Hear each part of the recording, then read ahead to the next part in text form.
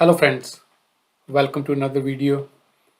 In today's video, we're going to look into the cross-join function.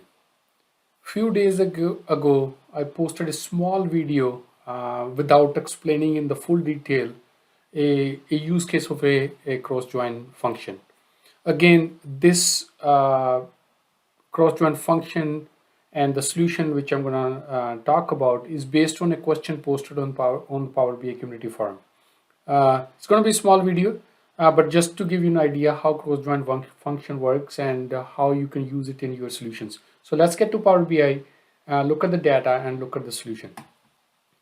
So here in this Power BI file, the user posted a question where he said, I have two columns, A and B in a table, and he wants to create a multiply each column from A, each value from A column with all the rows in the B column, basically full join. So the value 10 will be multiplied by, actually subtract, basically not multiply, but it could be any calculation.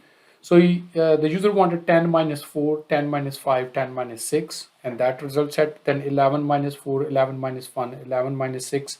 That results at 12, and see the whole as in a, so the 10 will be repeated 3 times, and 11 will be repeated 3 times, and 12 will be repeated 3 times based on the number of rows, and then subtracting the each value of the B column.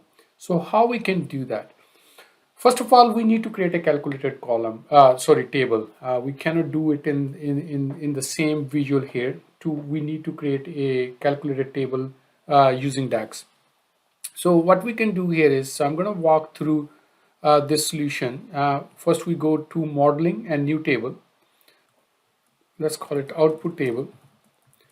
So what we're looking for is calculate each value from the column A with the each value in the column B for all the rows. So it means first we need to get all the values from column A. So how we can do that? We can use all function and then the table A. What this will return? It will return us a table with all the values in table A column. So if I just run this, so we will go step by step and see what the output of this table look like. So output table, let's see what does that output table look like here. And so now if we look at the output table, this is giving us 10, 11 and 12. Similarly, what we will do, come back to our DAX expression. So what we will do is, and so table A will return all the rows of column A, and table B will return, so this command will return all the values in the table in the B column, and then we will do the cross join. So this is where the cross join function comes in the picture.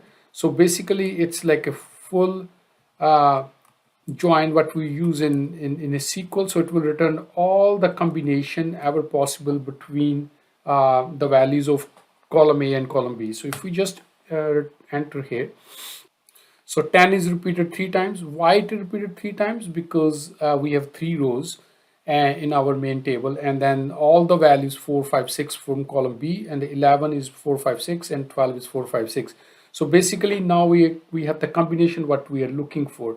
And now his final output was what he was looking for, subtract column B value from column A. So we can simply, because the cross join, again, this is returning us a table which we just saw. So we can add a column on the table. I can add a calculated column as well in this output table which we just created, or I can add a column as part of this whole query as well. So what we can do here is, so let's say subtract, or maybe we can call it A by minus B.